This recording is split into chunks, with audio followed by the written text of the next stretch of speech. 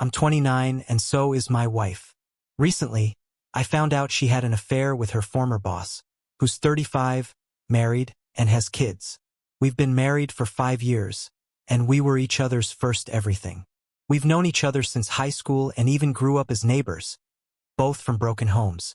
We always thought we'd create something different, something better than what we saw growing up. But now, I'm starting to wonder if I've been naive this whole time. I work remotely, but my wife went back to working in person. She's in a field with very few women and often feels like an outsider, like it's a boys' club. Her affair partner, who was her supervisor, was supposed to be one of the good ones, someone who had her back at work. Recently, she got promoted to a supervisor role, which brought new responsibilities, including occasional business trips. She went on her first one last week, from Wednesday to Friday. Before she left, we exchanged some encouraging words. But when she came home early on Monday, she looked completely overwhelmed, and I noticed a red mark on her cheek. Her fair skin makes her bruise easily. I asked her what happened, and all she wanted was a hug. After holding her, she confessed something that shattered me. She told me she'd gotten close with her former supervisor during the business trip. I couldn't even wrap my mind around it at first. It felt surreal, like I was hearing this happen to someone else. I stayed quiet, stunned and unable to say a word. Cheating is a sensitive issue for me, as it is for a lot of people. My own family fell apart because of my dad's affair. I found out about it and told my mom. As a result, my relationship with my dad has been strained ever since. He blames me for breaking up the family, and he's never forgiven me. My wife witnessed the hurt cheating caused in my family when we were teenagers, and she comforted me through it. Now, she's the one who's hurt me by doing the same thing to us. Apparently, the other woman, his wife, found out about the affair and confronted both of them at work. Turned into a huge scene with employees and customers around. She insulted my wife, called her names, and even slapped her. Other employees had to step in, and the woman was escorted out of the building. Afterward, my wife called her older sister, who scolded her and insisted that she tell me the truth. I still couldn't find the words, but my wife kept asking me to say something. All I could manage to ask was for her to explain what happened on the trip. She told me that on the second day, she went out for drinks with other team leads as part of a team bonding event. As the night went on, it ended up just being her and her former supervisor. He made inappropriate comments, kissed her, and things escalated from there. I couldn't handle hearing more, so I stood up and told her to stop. When she reached for my hand, I pulled away and told her not to touch me. She broke down, apologizing and begging for forgiveness, insisting it was a huge mistake, fueled by alcohol. Even though she kept saying she loved me, I told her she needed to leave and call her sister to pick her up.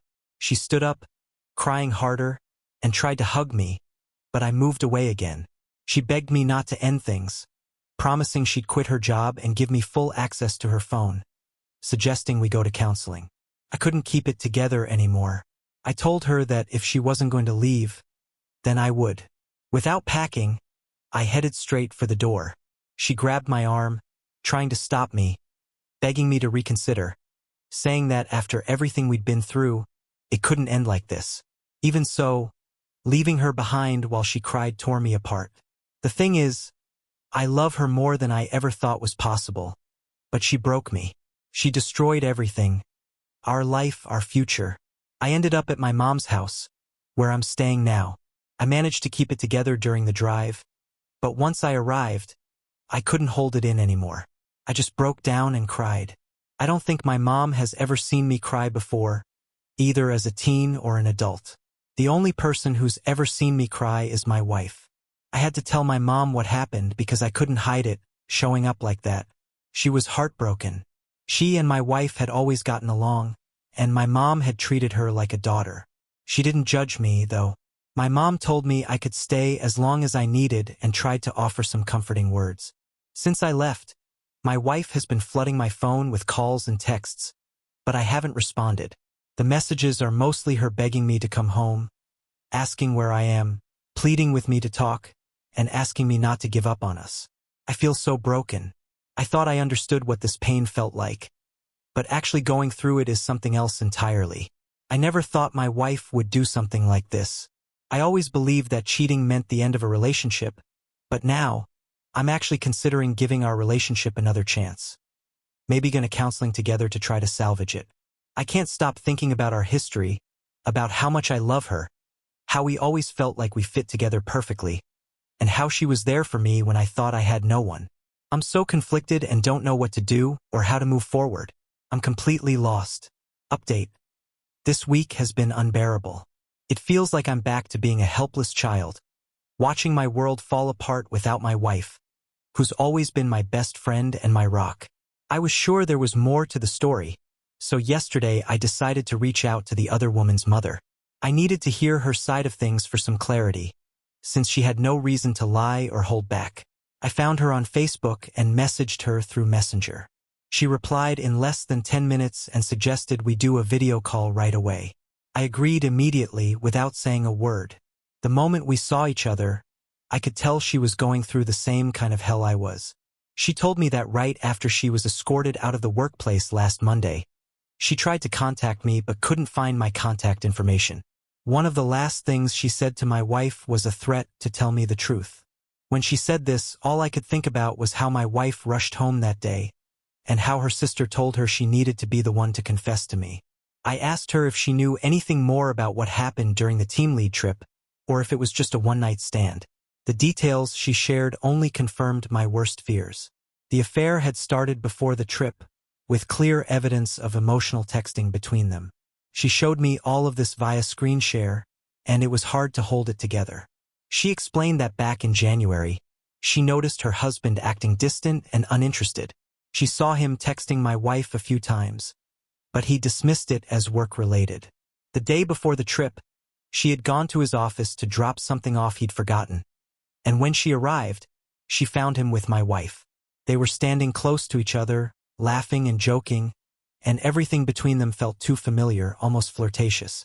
When they noticed her, they quickly pulled apart, but my wife's face went pale, and her husband looked uncomfortable. She knew something was off but didn't confront them, wanting to get undeniable proof that he couldn't deny. After the trip, he became even more distant and dismissive. That night, she waited until he fell asleep and went through his phone, finding intimate texts between him and my wife. Before the trip, things started as emotional cheating. The affair partner admitted he couldn't focus at work whenever my wife was around. From the texts, it was clear that he was the one pursuing her, making the advances, but that doesn't really matter because she never shut him down. Some of the pre-trip texts were him bashing his wife, complaining about repeated failures in their marriage. It was disgusting to read how he talked about her to my wife. He kept saying maybe he needed a woman like my wife instead. There were texts from Thursday night where the affair partner invited my wife to join the team for drinks, and the texts he sent the following morning revealed they had been intimate. By that point, my wife had stopped replying to his messages after Thursday night. I didn't think it was possible for me to hurt anymore, but somehow here I am. The other betrayed spouse told me it took everything she had to stay calm, not wanting to wake her sleeping twins in the next room. She didn't confront her husband immediately but knew deep down she was done with him. She felt he'd crossed a line he could never come back from. Her anger had been building for a while, and she was determined to humiliate him the way he'd humiliated her. She faked smiles, acted like everything was fine, and waited until Monday to expose him at work in front of colleagues, employees, and customers. The confrontation had been a long time coming.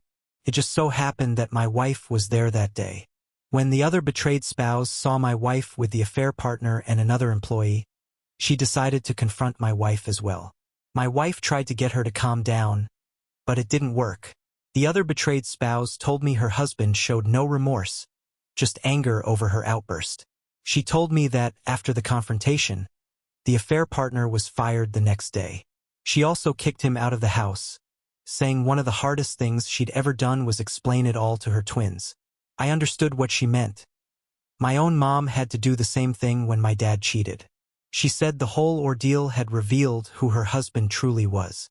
Even though he pursued my wife, she believed my wife still played a role in the affair as a woman.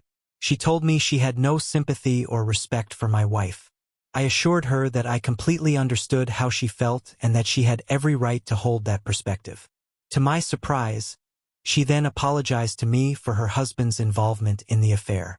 I was speechless for a moment before apologizing for my wife's actions. She said we were now part of a club we never wanted to be in, one that our significant others had forced us into. She asked how things were between my wife and me. I honestly admitted I didn't know what I was going to do, but I clarified that I wasn't staying with her right now. We exchanged well wishes, and before ending the call, we shared our numbers in case we needed to talk again. Every emotion we were both feeling was raw, and the conversation was intense. I opened up to my mom about everything I'd learned, and while she didn't pass judgment, I could tell she was disappointed in my wife. Part of me feels a strange satisfaction that the affair partner is losing everything: his job, his family, and maybe suffering for what he did. But I'm not proud of that feeling.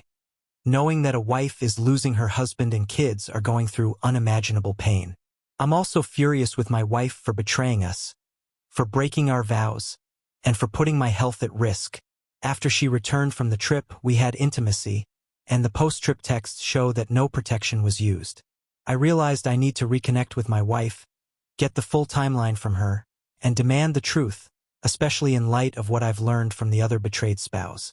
But honestly, I feel more lost than ever. Feels like I'm drowning.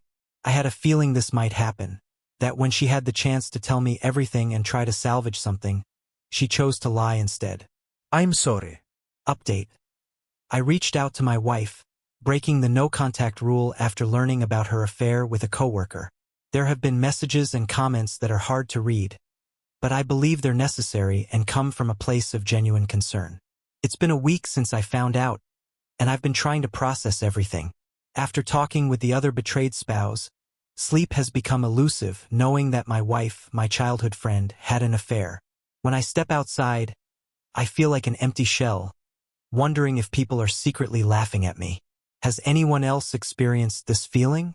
I decided to break the no-contact rule to request a timeline.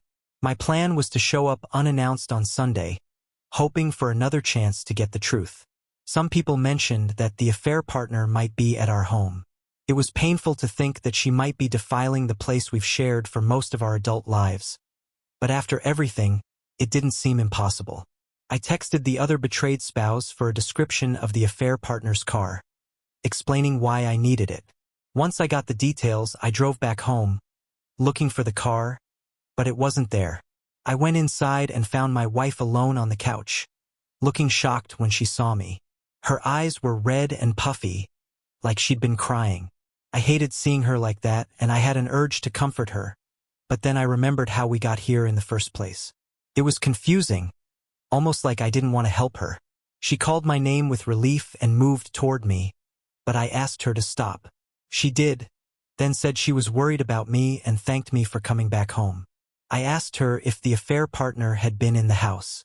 She said no, but I searched anyway, and she followed me. After a while, she promised he was never there. I found nothing that suggested otherwise. I asked if she'd had any contact with him. She admitted he left her a voicemail, but she didn't call back and had blocked his number, showing me proof. We sat down at the dining table to talk, and at that point, I tried not to get lost in my emotions. I told her I needed her to answer my questions. She agreed, saying she was glad we were talking again. I asked her if she had quit her job, and she said she hadn't, but the same day the affair partner was fired, she was suspended for a week pending an investigation. Tomorrow, she would learn the outcome. She told me the affair partner's firing was the only reason she hadn't quit, even though she had offered to. I asked her to tell me about the affair. She said she already had, but I told her we both knew there was more to it, and this was her chance to be completely honest. If I discovered any lies, there would be no going back. She was quiet for a few moments, then nodded, confirming the extent of the affair, which aligned with what the other betrayed spouse had shared. She said it started emotionally with some flirting at work, but insisted that they only had closeness once. She didn't go into all the details the other betrayed spouse had shown me, but she did confirm the emotional affair. It didn't feel like new information, but hearing her confirm it felt like reopening a fresh wound. I fell into silence again, like I had on D-Day. She asked me to tell her what I was thinking. I asked why she would do this, knowing my family's history. Was she unhappy in some way? She broke down in tears, saying she'd never been unhappy with me or our marriage, that she loves me, and that our relationship is the most important thing to her. I told her that her actions spoke louder than words. She said she didn't know why she got involved in the affair, but she never wanted to hurt me. She admitted it was eating her up inside, especially after the closeness, realizing she was in too deep and didn't know how to pull herself out, especially with the affair partner championing her at work.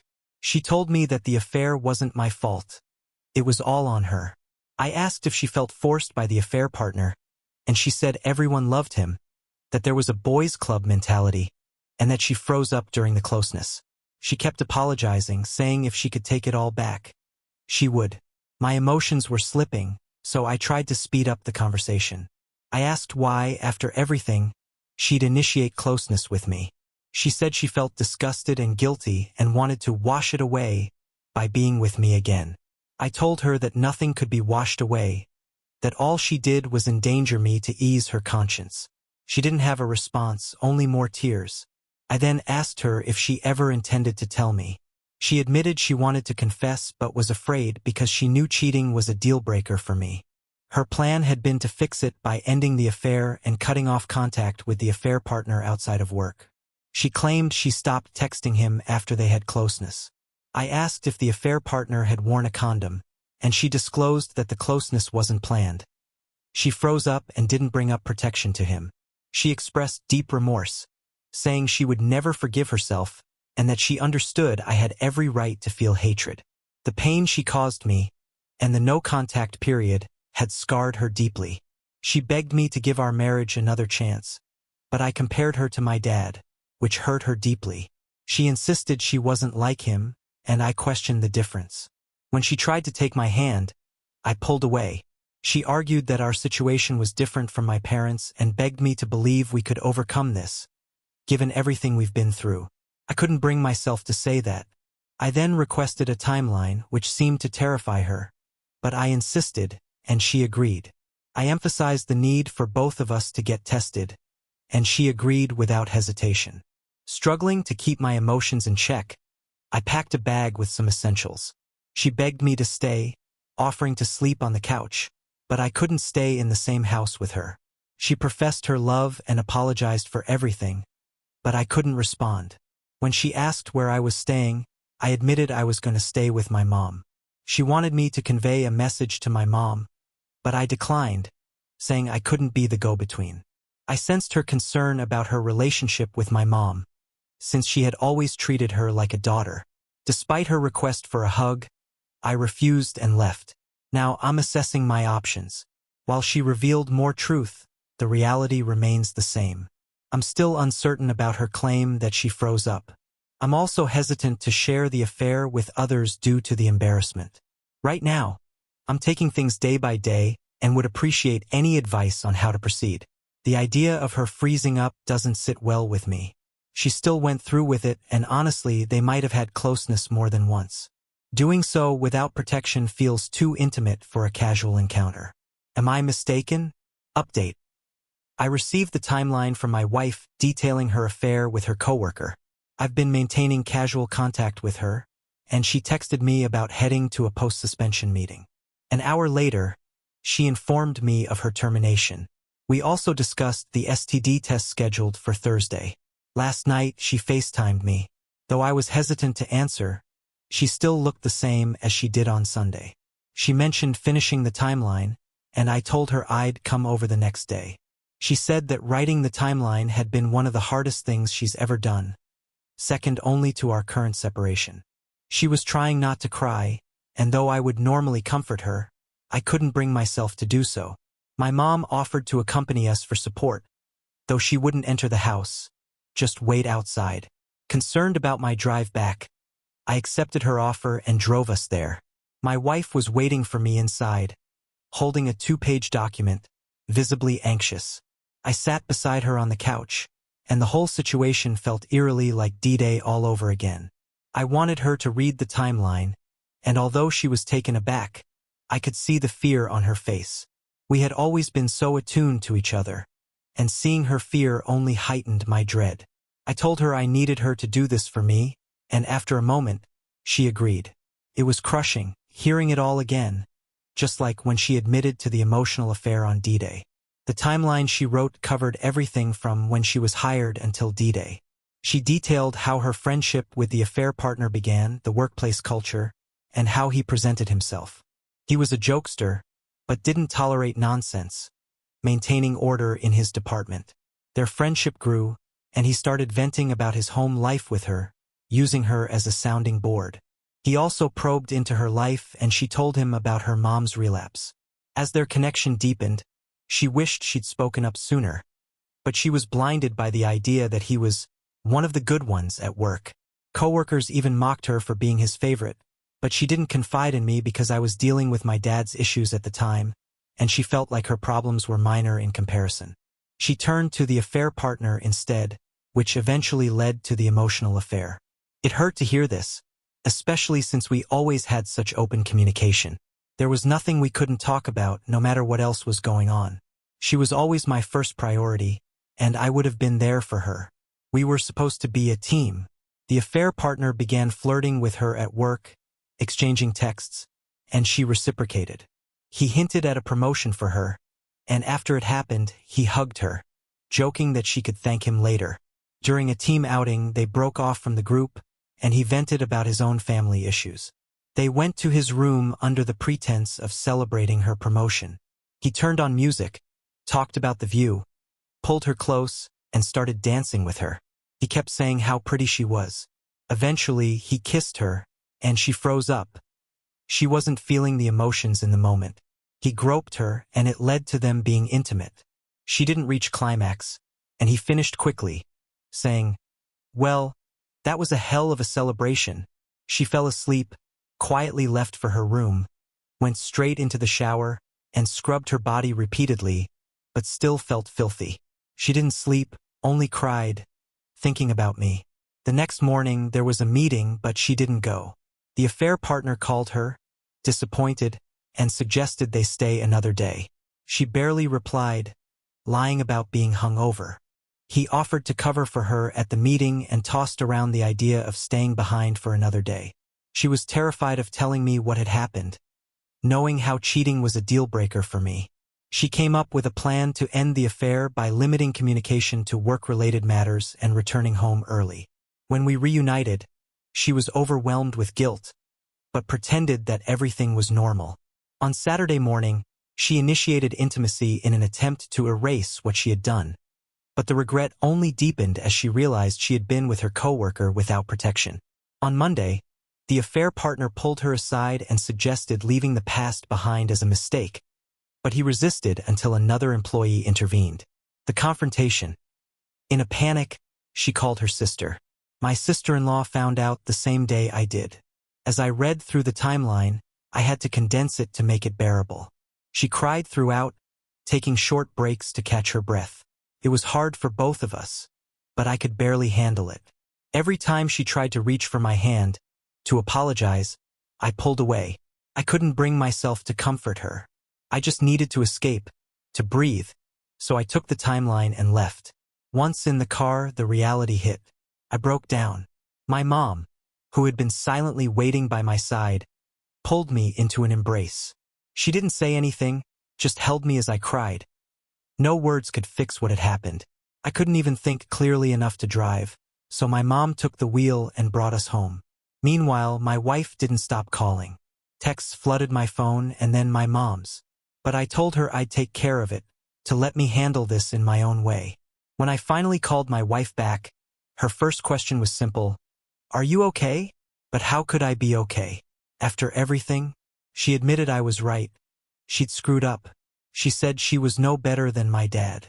The timeline had forced her to confront the ugly truth of what she'd done, and it was breaking her. She told me how much she loved me, that our journey from childhood friends to who we were now meant everything to her. She regretted her decisions, but she knew her regret was nothing compared to what I and others like me had gone through. She hated herself, knowing that I might leave her, that she might lose everything. She asked if there was any chance for us, if I could ever forgive her enough to try to rebuild what we had. She promised to spend the rest of her life showing me that she was worth it. I couldn't respond. My hand shook, and I simply said I needed space. I wasn't ready for anything else. Looking back, do I regret hearing the full timeline? No, I needed the truth, even though it's been tearing me apart. I've always been someone who needs to make decisions slowly, but once I've made them, I stick to them. That's how I've always been. I love her. Still do. But I can't ignore the damage that's been done. Our relationship, our history, everything is shattered right now. It's going to take time to even consider what comes next. I know individual counseling is something I need to do. After my dad's affair, it helped me. I'm also thinking about taking a polygraph, and I'm insisting on a pregnancy test as well. Any thoughts on this would really help right now. Update. Since my wife gave me the timeline, things haven't been peaceful. The weight of it sits on me, and I still can't sleep. Every day, I read the timeline again, trying to make sense of it all. Every time, the emotions hit me differently. Sadness, anger, disbelief, and sometimes, I feel so embarrassed I can't even speak. I don't think she lied or changed anything, and the details match up with what the other betrayed spouse shared with me. I think the timeline really made her realize the full extent of what she did. As for the affair itself, what happened was beyond just her choice. I believe the affair partner targeted her, and that's what hurts the most. I didn't see it coming. When we were younger, there was a tough moment with her mom, and she came to me for comfort. I promised then I'd always protect her, but now I feel like I failed. I didn't recognize the danger in that coworker. I trusted her word, and I let my guard down. On Friday night, I reached out to the other betrayed spouse, hoping for some advice. I needed to talk to someone who understood. She called me after getting her kids to bed, and we talked. She shared how things were going on her end, dealing with her kids and a bitter divorce. She mentioned that the affair partner was acting like the victim, making himself out to be the one who'd been wronged. He hadn't apologized to her, and now he was living in an extended stay hotel. She'd changed the locks on her house to keep him out. I asked her more about the affair partner's past, about his reputation, and if there were any signs of previous issues. She understood why I was concerned. She suspected he'd had issues in the past, but she had no concrete proof. She told me about an allegation from 5 years ago at his previous job. A woman had reported him to HR for retaliation, but nothing came of it. She'd ignored the warning signs back then because she was pregnant, and by the time she realized something wasn't right, it was too late. Since then, the affair partner had kept a spotless reputation, and there hadn't been another allegation. It took a moment for the weight of the information to sink in. I asked if the affair partner had given her a timeline, but she wasn't interested in engaging with that. She was focused on the divorce and suggested I consult with her attorney when I was ready. I accepted the suggestion, thanked her, and we spoke briefly about life after D-Day before ending the call. As I hung up, the anger toward the affair partner simmered inside me.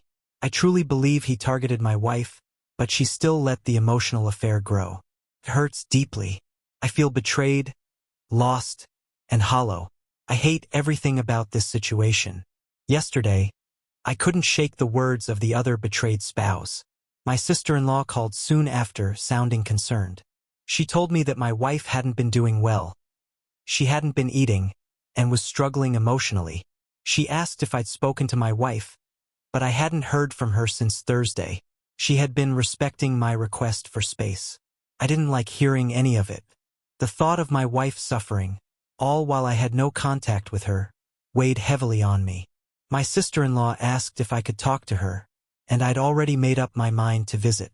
On the way, I stopped at a local restaurant my wife loves and picked up her usual meal to go. I didn't tell her I was coming, just showed up at the house. Part of me wondered if the affair partner would be there, but his car wasn't around. When I entered, I found my wife on the couch, looking like she was going through a storm. It was hard to reconcile my feelings. Her choices led to this moment, but I still wanted to comfort her. She looked up in surprise when I walked in. She started to stand, likely to hug me, but then hesitated. I showed her the food, telling her I needed her to eat. She protested, but I insisted. I sat her down at the table, got her a drink, and watched as she began to eat. I asked if the affair partner had been by the house. She said no. Then I asked to see her phone. She handed it over without hesitation. As she ate, I checked her phone. There were no new messages from him, and his number was still blocked.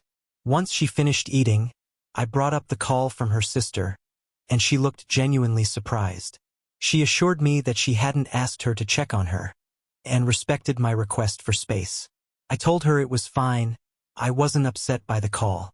She said I shouldn't feel like I had to rush home, but I reminded her that our vows meant something, and that they still mattered.